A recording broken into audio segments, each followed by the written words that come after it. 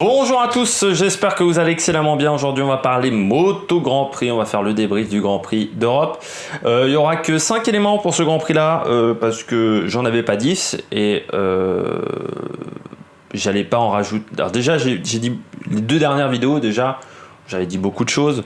Je me voyais pas redire les mêmes choses sur ce Grand Prix là, parce que il y a des éléments qui sont similaires. Alors je vais encore parler de Quartararo, vous inquiétez pas, et de Yamaha, mais il y avait des points où je me voyais pas les répéter une troisième fois pour certains. Donc je me suis dit là, on est sur un Grand Prix, fin de saison, 5 éléments. Ça fera peut-être une vidéo un peu plus courte en plus, ce qui peut ne pas être mal. Et on fera peut-être ça les fois d'après, plutôt 5 éléments que 10 éléments du côté de la moto. Par rapport au cyclisme, ou 10 éléments, ça peut être intéressant sur certaines compétitions. N'hésitez pas à vous abonner aussi à la chaîne. N'hésitez pas à mettre un pouce bleu. Également, si vous aimez la vidéo, mais ça vous le faites quand vous aurez tout regardé la vidéo, pas au bout de 10 secondes, parce qu'il semblerait que parfois les gens arrêtent de regarder les vidéos au bout de 2 minutes, ce qui est un petit peu triste, parce qu'il y a des éléments intéressants qui arrivent parfois en fin de vidéo. Et puis voilà, on commence les 5 éléments à retenir du Grand Prix de Valence. En 5, dommage pour Nakagami. Et oui, parce que Nakagami, eh bien, il avait fait un bon week-end jusque-là. Il faisait également une très très belle course, en vraiment un très très bon résultat à ce moment-là du Grand Prix. Il était vraiment bien placé. Il dépassait Alex Rins. Il avait un très très bon rythme, ou c'était pas l'Espargaro, je sais plus si c'était lequel des deux. Il avait vraiment un très très bon rythme pour revenir sur Jake Miller et Franco Morbidelli. Mais il a été un peu trop vite en besogne. Voilà, et il a voulu les dépasser un peu trop rapidement, ce qui est un petit peu dommageable parce qu'il avait fait une bonne qualification, un bon week-end. Le week-end était très solide pour Nakagami, malgré des résultats précédents sur les 3-4 dernières courses qui n'avaient pas été si dingues que ça. Il était revenu un petit peu dans le rang, était rentré dans le rang par rapport à certaines courses du début de saison où il avait vraiment été très performant, je trouve. Et donc Nakagami, qui fait pourtant une saison solide, ça faut pas négliger ça. Mais là, on le retrouvait vraiment bon en performance, et puis on sentait qu'il était en capacité de rouler vite et de rouler vite longtemps.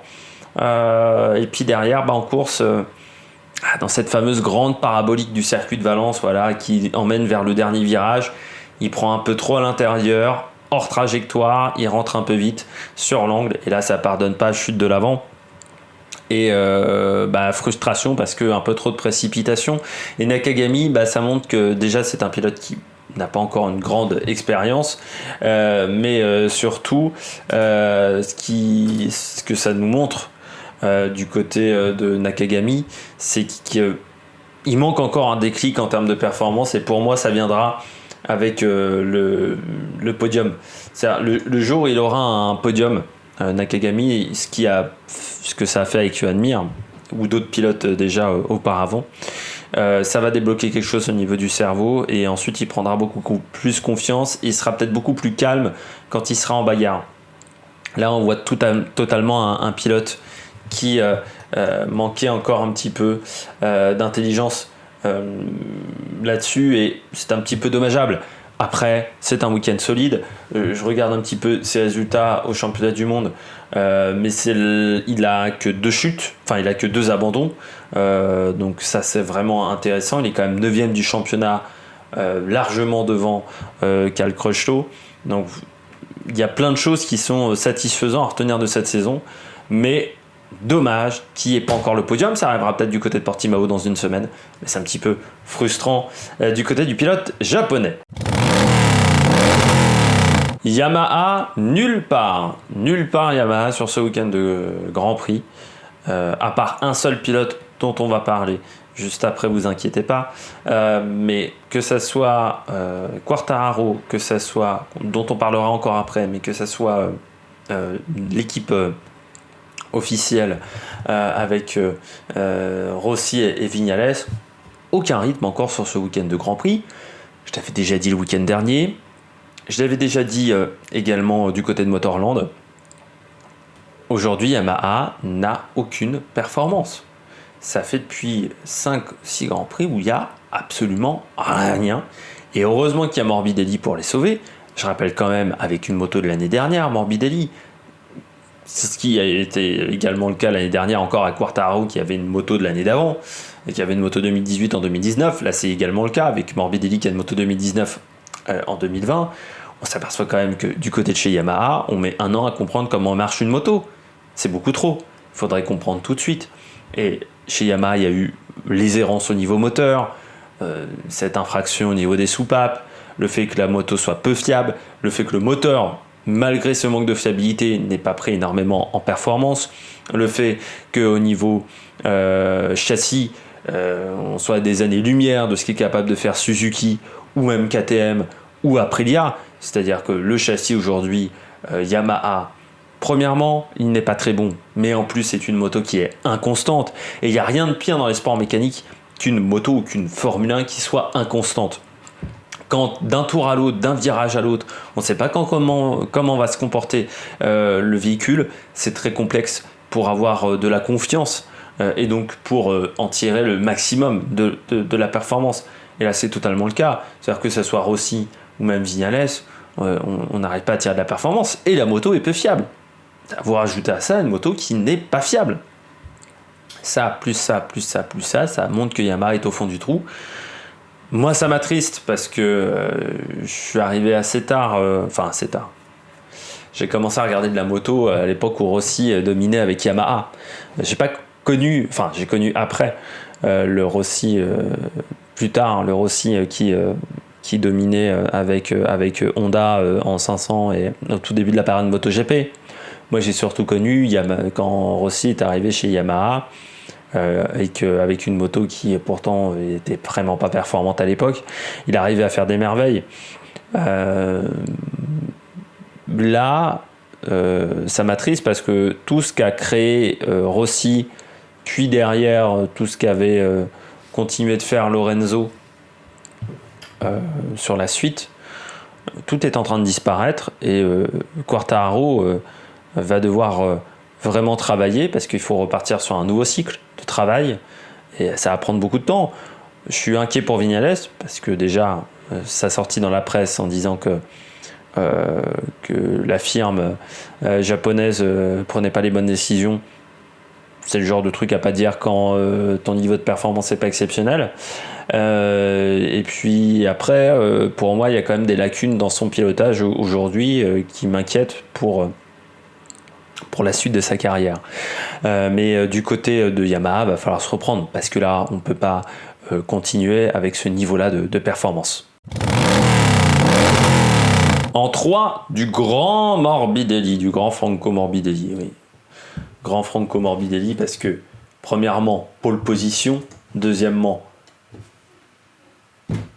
victoire en course. C'est pas loin du week-end parfait pour Franco Morbidelli. Il manque juste le meilleur tour en course. Il échoue à 50 millième de Jack Miller. Et puis celle-là, il a été la chercher. Premièrement parce que chez Yamaha, l'ambiance est morose. Parce que dans son équipe aussi, l'ambiance est quand même morose. Parce que on voit que le titre échappe à Fabio Quartararo alors qu'on misait énormément là-dessus. Et bon, même dans l'ambiance de l'équipe doit pas être exceptionnelle. Mais putain, Morbidelli, là il nous a encore sorti une course assez incroyable. Et quand vous regardez, on parle de Joan Mir, et la deuxième partie de saison de Morbidelli, elle est quand même très très bonne. Hein. Depuis sa victoire à Saint-Marin, il y a quand même des très très bons résultats. Il y a juste ce Grand Prix de France où il n'avait pas été bon. Mais la saison de toute manière de Morbidelli elle est très bonne parce qu'on l'a vu beaucoup plus aux avant-postes. Il fait enfin la saison qu'on attendait de lui depuis 3 ans. Sa première année chez Honda dans une équipe un petit peu complexe aussi, hein, il faut le rappeler, chez Estrella Galicia ça n'avait pas été performant. Sa première année chez Petronas dans cette équipe n'avait pas été facile. Il a fallu attendre 3 ans, mais là il fait enfin une saison qu'on attendait de lui et il est deuxième du championnat. Grosse fin de saison, 3 victoires quand même, il faut le rappeler, et 3 victoires en deuxième partie de saison. Donc ça aussi c'est important de le signaler. Hein. Il est aussi performant sur cette deuxième partie de saison. quasiment que Joan Mir. Mais du côté de Franco Morbidelli, c'est le faire alors que l'équipe est morose, alors que ta moto, ton constructeur également n'est pas dans une situation au top. Faut être solide. Et je pense qu'il est autant solide mentalement grâce à sa première saison qui avait été extrêmement difficile et qu'il lui a forgé un énorme caractère, Morbidelli. Morbidelli, on a l'impression comme ça que c'est un peu le surfeur australien qui vient de nulle part, parce que bon, il a la coupe un petit peu du surfeur australien et puis il est un peu détente.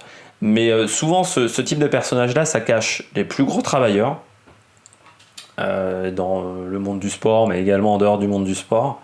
Les mecs, on a l'impression comme ça que ce sont des branleurs, faut toujours s'en méfier. Morbidelli, il fait un énorme travail dans l'équipe. Et là, ça paye, ce qui est bien, parce qu'il y a beaucoup de pilotes qui travaillent et ça paye pas toujours. Et lui, ça paye. Celle-là, mentalement, il faut aller la chercher de course, parce que Jack Miller, il était plus rapide. Et bloquer Jack Miller pendant 4 tours, quand tu as une moto qui a des pneus qui sont pas mal dégradés, faut le faire, parce que Jack Miller, dès qu'il y a une opportunité, il la saisit. Même quand il n'y a pas d'opportunité, il est capable de la saisir. Jack Miller, c'est un pur attaquant.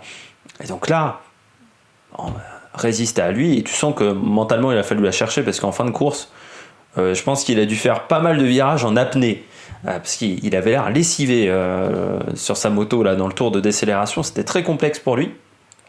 Et là, il a été juste formidable. Et faut saluer quand même la performance également de Petronas, parce que 6 victoires pour cette seule équipe, c'est quand même bien. C'est la seule équipe qui arrive à avoir, avec Suzuki, deux pilotes dans le top 5 pour le moment. Donc vraiment une très bonne saison quand même réalisée par cette formation. En 2, pas le week-end des Français. Et oui, que ça soit Quartararo ou Zarco, en course, ça n'a pas été la fête. Par contre, du côté de Zarco, on peut saluer encore une fois une bonne première partie de week-end de course. C'est dommage qu'en course, cette petite erreur, là aussi un petit peu comme Nakagami, un peu de précipitation, il se fait dépasser à la fin de la parabolique à Valence dans le dernier virage, il veut redépasser dans cette petite ligne droite au virage 1, et là il passe un petit peu en dehors de la trajectoire, il arrive un peu vite, là aussi perte de l'avant. Ce qui est assez logique, vu les phénomènes que dont je viens de parler. C'est frustrant pour Johann Zarco. Après, le week-end est encore intéressant et il manque juste encore un petit peu de constance avec cette moto. Quand il aura la constance sur des longs relais, l'année prochaine, il sera très difficile à battre, et je pense qu'il manque encore de la constance, parce que pour avoir de la constance, il faut avoir aussi une grosse équipe technique derrière, et Cavintia, c'est pas la plus grosse équipe technique, même s'il y a des ingénieurs de Ducati, on n'a pas mis les ingénieurs numéro 1 de chez Ducati, donc voilà, c'est des jeunes ingénieurs qui doivent encore faire leurs armes, je pense, donc il faut encore attendre avant l'année prochaine et qu'il aille chez Pramac. Mais sinon, pour Zarco, c'est dommage que ça ne performe pas en termes de points, comme quelques fois cette saison, c'est déjà arrivé. Du côté de Fabio Quartararo, le week-end est niveau 0, c'est-à-dire qu'il n'y a aucune performance. Moi, je ne m'attendais même pas à ce qu'il passe en Q1. Il arrive quand même à faire Q1, Q2, ce qui n'est pas loin du miracle. Après, derrière, il y a le rythme, le niveau de performance n'est pas là, et puis en course, il en fait trop. Tu rajoutes une moto qui n'est pas exceptionnelle, il en fait beaucoup trop. Quand dès le deuxième virage de la course, tu le vois tirer tout droit, tu te dis qu'il ne va pas faire 150 tours à ce rythme-là. Et il a accumulé quand même 3-4 erreurs avant sa chute. Et tu te dis, de toute manière, ça ne peut pas marcher. C'est-à-dire, quand je le vois tirer tout droit dès le virage 2, je me dis, allez, il va finir au bac à gravier. C'est sûr. Ça montre qu'il manque encore de maturité. On croit qu'il est hyper mature, parce qu'il paraît hyper mature, mais il manque encore de maturité, il manque encore de solidité psychologique, parce que un pilote très fort psychologiquement, il n'aurait pas fait ces erreurs-là. Là, il a un peu craqué. Dans le Money Time, il a craqué face à Joan Mir. Quand le titre a commencé à lui échapper, il a craqué. Quand il a senti que la saison ne serait pas si facile que ça, ça lui a échappé. Donc, c'est dommageable pour le Français. Après, Voilà, il est encore jeune, je pense qu'il aura les possibilités d'aller chercher le titre, peut-être pas dès l'année prochaine, parce que chez Yamaha, il va falloir quand même trouver des solutions techniques, et il y aura encore pas mal de réflexions à avoir. Mais du côté dans 2 ans, 3 ans, je pense qu'il y a possibilité, quand on repartira sur un nouveau cycle dans cette équipe, à ce qu'il joue le titre. Mais c'est frustrant quand même pour Fabio, parce qu'on s'attendait à ce que cette année ça puisse le faire. L'élément à retenir de ce week-end, je vais pas vous faire miroiter plus longtemps, c'est le titre pour Johan Mir, champion du monde, 23 ans. Qu'est-ce qu'on peut dire sur Johan Mir, que c'était quand même pas le favori cette année et qu'il a été sensationnel. Mais je voulais juste vous rappeler sa saison 2019 où il avait très très bien fini en fin de saison. Et c'est vrai qu'il passe de la 12e place à la première, ce qui est assez surprenant. 7 podiums cette année. Il a été d'une régularité à partir de la 4e course assez fantastique. Il y a 2 mauvais résultats, c'est cette course du côté de Valence, et puis le Grand Prix de France qui était sous la pluie. Sinon, tous les résultats ont été extrêmement bons, et ça rappelle son année en Moto 3 quand il remporte le titre, où il domine en Moto 3, comme rarement on avait vu un pilote autant performer dans cette catégorie. Mais c'est pareil également quand déjà sa première saison chez KTM sur la Moto 3, il avait très très bien fini en fin de saison, et là la fin de saison est juste fantastique. Et puis ce qui est très très fort, dont j'avais déjà parlé lors de la vidéo de la semaine dernière, c'est cette capacité à ne pas être sous pression, cette capacité à résister à la pression, qui montre que c'est un très grand champion. C'est un champion qui a gagné une course, qui a été le plus régulier sur une saison où la régularité était majeure. Il ne fallait pas avoir de résultat blanc cette année, vu le peu de Grands Prix qu'on allait avoir. Et il a été juste fantastique. Une saison à 14 Grands Prix, si tu avais 1 ou 2 résultats blancs, c'était mort. Lui, il l'a compris. Pourtant, il a grillé ses jokers très vite, mais après, il savait qu'il fallait qu'il soit tout le temps sur le podium. Et on savait que c'était le pilote qui allait accumuler le plus de podiums, le plus de régularité, surtout, qu'il allait être champion du monde.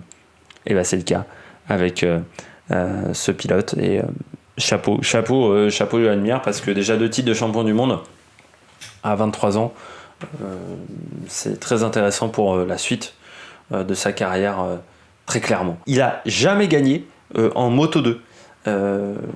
Ce qui est assez rare, parce qu'il a fait qu'une saison. C'est vrai qu'il avait pourtant il avait pris 18 départs, mais il avait eu un petit peu de mal sur sa saison en Moto 2 sur la Calex. Son début de saison en MotoGP avait pas été exceptionnel l'année dernière, mais il avait très bien fini. Après sa chute, quand il avait été remplacé par Sylvain Gattoli à Silverstone, après il y avait eu un déblocage, ce qui est assez surprenant, mais il avait été très performant ensuite. On passe tout de suite au classement. On va parler des 3 classements. On va commencer par le classement pilote. Donc vous voyez un Johan Mir en tête du championnat du monde. Je vous l'affiche même à l'écran, exceptionnel. Donc Johan Mir en tête du championnat du monde avec 171 points. On retrouve ensuite Franco Morbidelli qui est donc quasiment 30 points derrière, 29 points derrière. Puis il va y avoir une bagarre pour cette 3e place et cette 2e place du championnat. Certes, Morbidelli et Alex Rins ont pris un petit avantage, mais Viñales, Quartararo et Dovizioso n'ont pas dit leur dernier mot. Ne pas négliger quand même Pol Espargaro qui pourrait reprendre encore des places au championnat. Pourquoi pas une 4e place pour Pol Espargaro. Et puis ensuite on retrouve Jack Miller, Nakagami, Miguel Oliveira, Johan Zarco et 13e, ça sera pas simple pour aller choper la 12e place de Danilo Petrucci. Mais il pourra dire qu'il a quand même fini la saison devant Valentino Rossi, devant Pecco Bagnaia et devant Karl Crutchlow, ce qui n'était pas forcément gagné en début de saison. On passe au classement équipe, vous l'avez à l'écran, et on retrouve Suzuki qui a de grandes chances de remporter le titre par équipe, même si ce n'est pas déjà fait, vu qu'ils ont 309 points et que Petronas est quand même 70 points derrière. Donc si c'est fait pour le titre par équipe. On retrouve ensuite une belle bagarre pour la 3e place de ce championnat entre KTM et Ducati. Ensuite, on retrouve le team officiel Yamaha, puis Pramac, Tech 3 est 8e, Avintia 10e, Aprilia 11e. Et puis au classement constructeur, c'est peut-être le dernier classement où il y a encore une grosse bagarre, vu que Suzuki et Ducati sont à égalité de points, simplement quelques points devant Yamaha. On retrouve ensuite KTM, et puis Honda assez loin, et Aprilia 6e. J'espère que vous avez aimé cette vidéo, donc si vous avez aimé cette vidéo, n'hésitez pas à mettre un pouce bleu, n'hésitez pas à vous abonner à la chaîne en mettant la petite cloche, comme ça vous êtes au courant lorsque les dernières vidéos sortent sur la chaîne, et puis surtout n'hésitez pas à réagir dans les commentaires si vous êtes d'accord, pas d'accord avec moi, si vous vouliez que je réagisse à d'autres événements sur ce Grand Prix. Et puis nous on se retrouve pour le week-end prochain du côté de Portimao. Allez, ciao ciao sur la Merck Production.